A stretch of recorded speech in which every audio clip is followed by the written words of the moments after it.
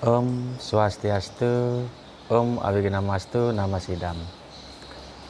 Semeton Bhakta Hindu Nusantara kembali lagi bersama saya Ide Bawati Nyomanjana. Masih kita ngobrol pintar santai ya. Kita santai, tetapi mudah-mudahan mendapat pencerahan ya. Nah, saya yakin pada ngopi kali ini kita ngobrolin tentang bagaimana menyelami ajaran yang menjadi peta kehidupan kita di Hindu Nusantara gitu ya. Apa itu? Trihitakarana. Trihitakarana sudah biasa ya, sesepuh kita para sulinggi, para ketua adat parisade dalam berdharma wacana sering memberikan dharma wacana terkait topik ini. Namun demikian tidak ada salahnya kita terus menggemakan, kita terus menggaungkan sebagai refreshing saja. Nah, bagi yang sudah tahu tentang Trihitakarana, baik dari yang bersandar pada lontar maupun sruti murni dari Weda kita, saya di skip saja. Karena ini juga sebagai pembelajaran titiang ya, bagaimana hidup di luar Bali yang harus bisa belajar tentang agama Hindu gitu. Jadi kita tidak bisa menyerah gitu saja, tetapi kita terus berusaha untuk belajar gitu ya. Nah, semeton Bhakta Hindu Nusantara, Trihitakarana ini adalah penyebab Trihitakarana, 3 penyebab apa? Kebahagiaan hidup. Nah, ajaran ini ya bukan saja dari lokal kita tadinya di Bali terus dibawakan ke Indonesia, bukan, tetapi ini juga diperkuat dari srutinya, dari wedanya. Di samping ada lontar secara teknis, ada juga dia dari Weda, kitab suci ya.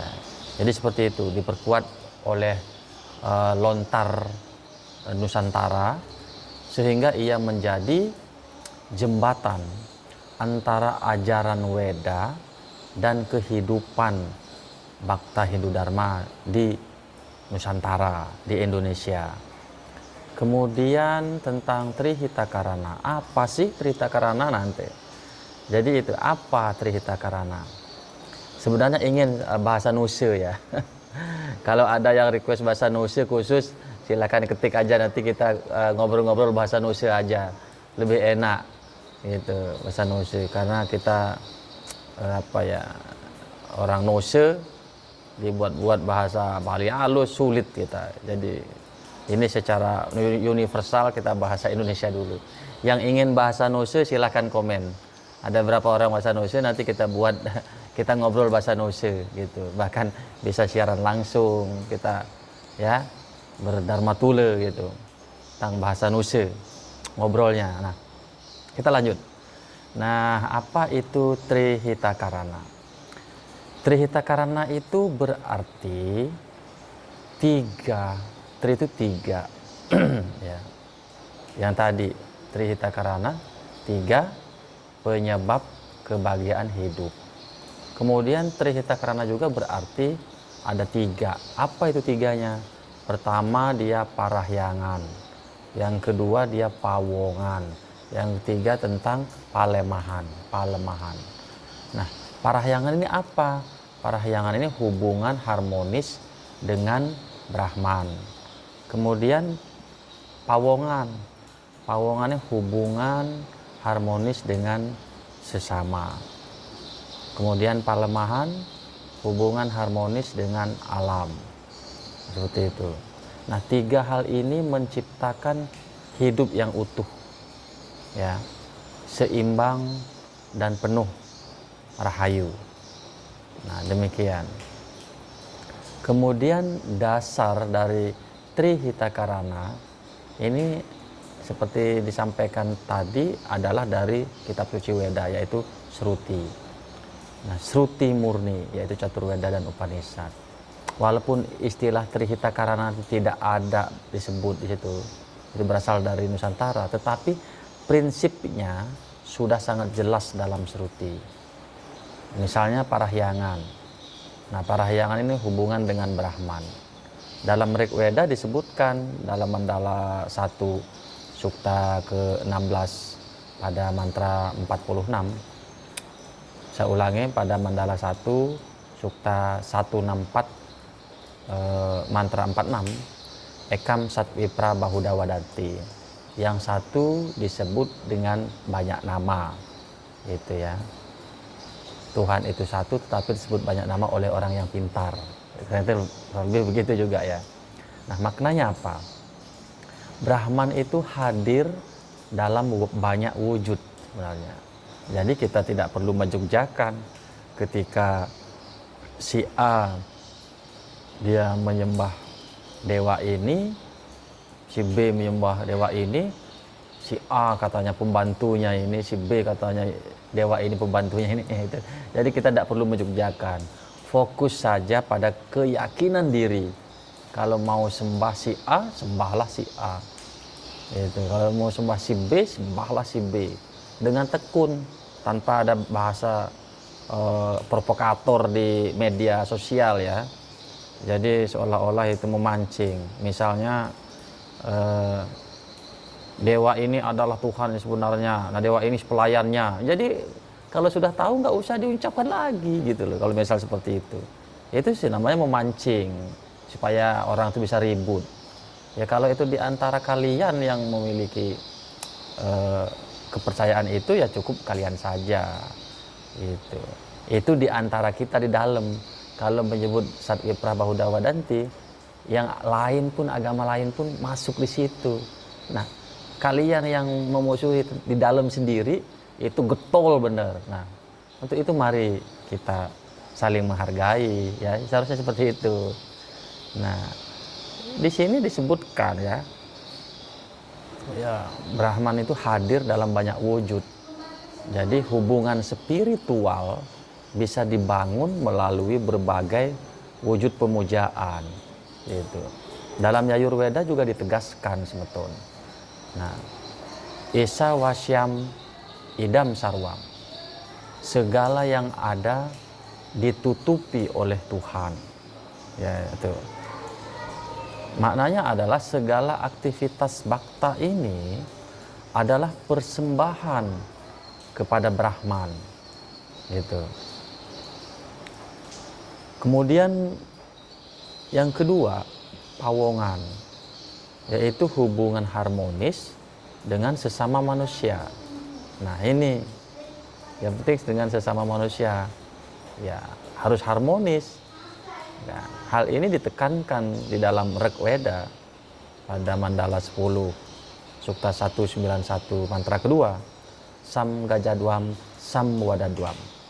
Berjalanlah bersama, nah, berbicaralah harmonis, seperti itu. Nah, semeton dalam konteks berbicara bukan hanya langsung di media sosial juga gitu ya. Jadi seperti itu. Maknanya apa? Keharmonisan sosial adalah yatnya, merupakan yatnya ya. Hal ini juga ditekankan di Atharva Weda. Mano mitram drubayat. Nah, jangan sakiti temanmu. Nah, kita kan dimasuk dalam grup, misalnya grup medsos.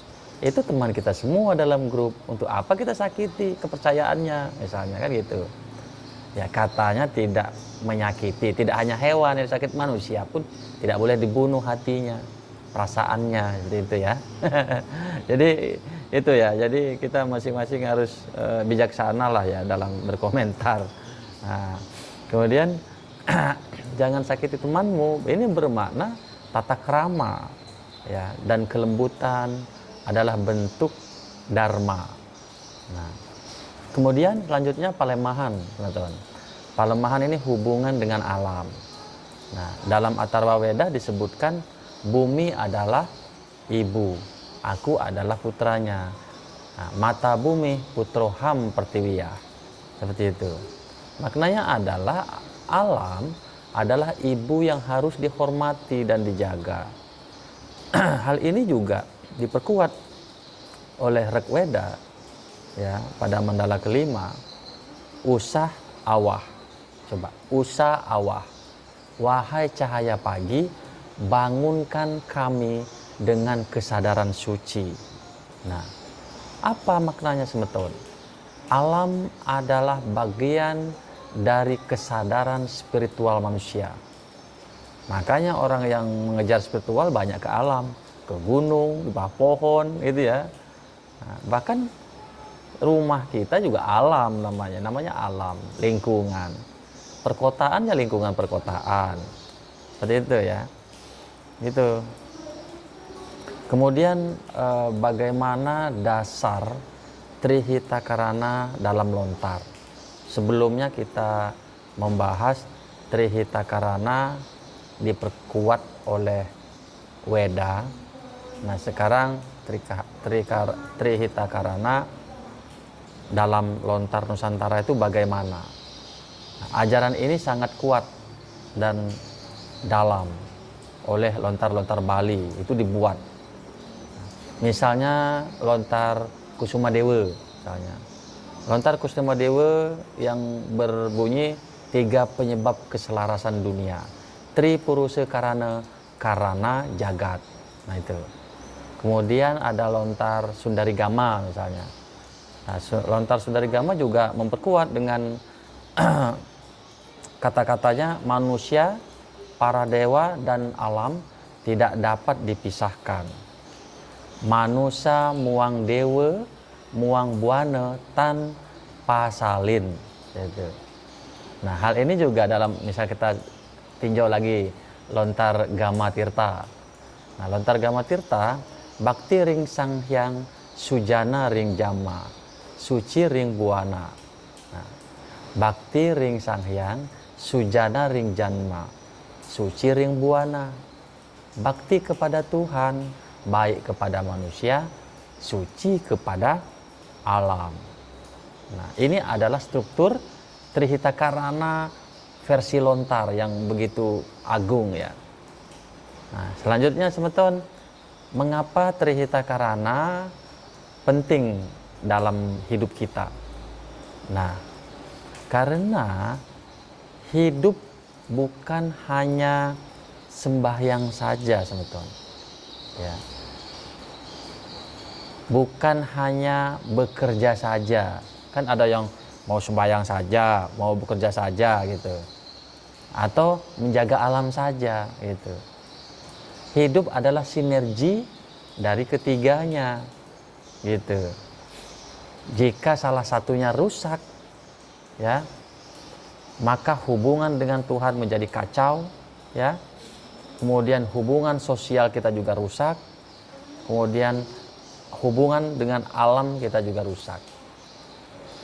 Maka hidup kita tidak akan damai. Jadi semua gelisah. Gitu ya, tidak damai. Nah, Trihita-karana adalah ilmu keseimbangan hidup itu sendiri. Jadi konsep agama Hindu sangat luar biasa dalam Trihita-karana ya. Dari Tuhan, dari sesama, dan alam. Gitu. Nah, sekarang cobalah kita bahas. Mari kita bahas bagaimana sih, jangan hanya bisa ngomong doang, berikan contoh konkretnya apa kan gitu.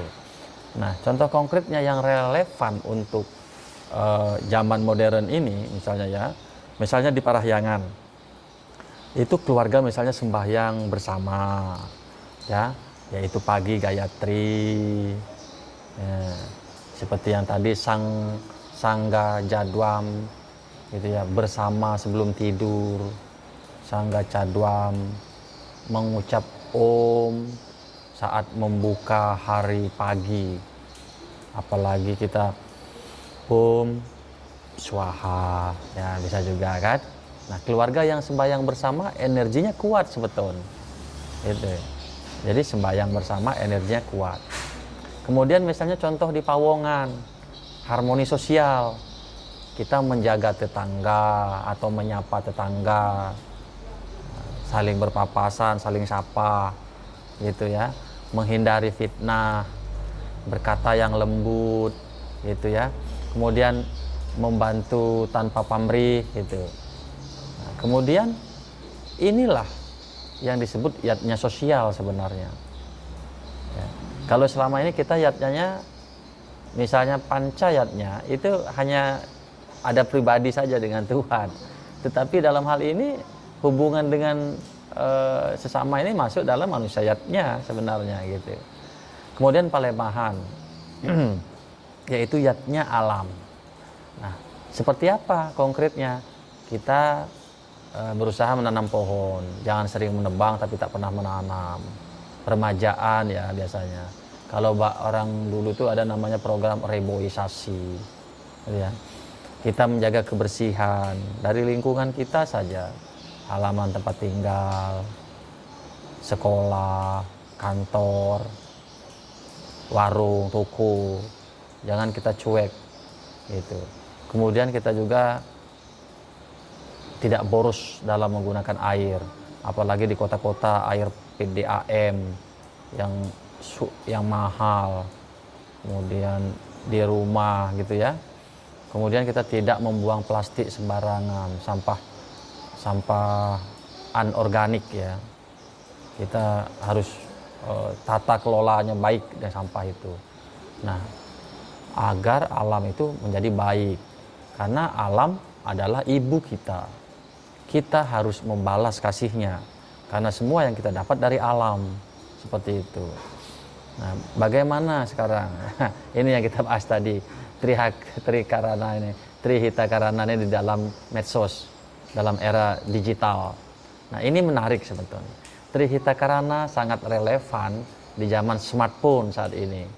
Udah 4.0, bahkan 5.1, 5.0, 5.0. Itu ya. Nah, bagaimana di Parahyangan gunakan teknologi untuk mantra ya, untuk menghidupkan lagu-lagu Gayatri, Upanishad, teknologi ini sekarang ini untuk ada itu sudah iklannya, belajar Weda dari balik layar menggunakan AI. Nah, itu jadi kita sudah banyak bisa mengakses sekarang dengan era digital ini ya. Jadi yang penting kita mau belajar. Kalau dulu kita harus membuka lontar benar, buka lontar, melontar. Sekarang udah dunia digital, bisa diakses semua pengetahuan. Ya penting kita mau. Kalau di dalam salah satu sumber katanya, the man behind the gun katanya. Yang kutip itu ya. Jadi manusia itulah yang utama di balik teknologi. Jadi manusia kita juga harus canggih. Jadi bisa kita mengendalikan teknologi seperti itu ya. Kemudian Pawongan, misalnya di Pawongan jangan menyakiti ya dengan komentar-komentar jahat gitu ya. Itu jangan menyakiti. Kemudian di Palemahan kurangi sampah elektronik, hemat listrik ya. Gunakan di dunia digital dengan bijak. Tuh. Kemudian Trihitakarana karena menjadi konsep modern. Kita harus mengikuti karena sekarang udah dunia modern, udah dunia maju. Orang sudah buat nuklir. Nah, sekarang bagaimana hubungi supaya nuklir tidak nanti berbahaya radiasi? Karena ada pembangkit listrik tenaga nuklir. Sanggup nggak kita kayak di Jepang itu ya, bisa mengevakuasi, mengisolasi ketika tempatnya kena tsunami, kena gempa, meledak. Jadi radiasinya kan kemana-mana. Nah, bagaimana mereka mengisolasi itu?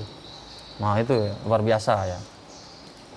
Kemudian kita lihat Trihitakarana, bagaimana prakteknya pada konsep spiritual. Trihitakarana adalah jalan menuju rahayu. Nah, jika ketiga hubungan ini selaras, maka pikiran kita menjadi tenang, ya, lancar, konflik menjadi hilang, gitu ya. Rumah penuh cahaya, doa cepat terkabul, gitu ya. Kemudian batin pasti mendekat dengan Brahman. Nah, ini bukan teori, tapi ini adalah pengalaman nyata bagi Bhakta yang melakukannya. Cobalah, bisa dicoba. Nah, semeton, semoga kita dapat melakukannya. Nah, di akhir sesi ngopi ini dapat disimpulkan bahwa Trihita Karana adalah fondasi hidup yang harmoni. Nah, Sruti Murni membuat dasar kuat untuk parahyangan, pawongan, dan palemahan. Lontar Nusantara memperjelasnya, ya, ajaran ini secara praktis, SOP-nya lah dia, ya. Nah, kemudian hidup seimbang adalah sama dengan hidup yang rahayu. Trihita Karana adalah dharma hidup sehari-hari. Mungkin demikian dapat saya ngopikan, ngobrol pintarkan, supaya kita dapat sama-sama bijak menjaga hubungan yang kita sebut dengan Trihita Karana. Nah, itu saja yang dapat saya sampaikan. Semoga bermanfaat. Kesempurnaan hanyalah milik Ide Sang Hyang Widiwasa, kekurangan adalah milik saya. Untuk itu saya mohon maaf. Berikan komentar di kolom komentar, atau topik apa yang akan kita kopikan, ngobrol pintar bersama. Semoga kita dapat selalu bersama. Damai selalu. Om Santi Santi Santi Om. Rahayu.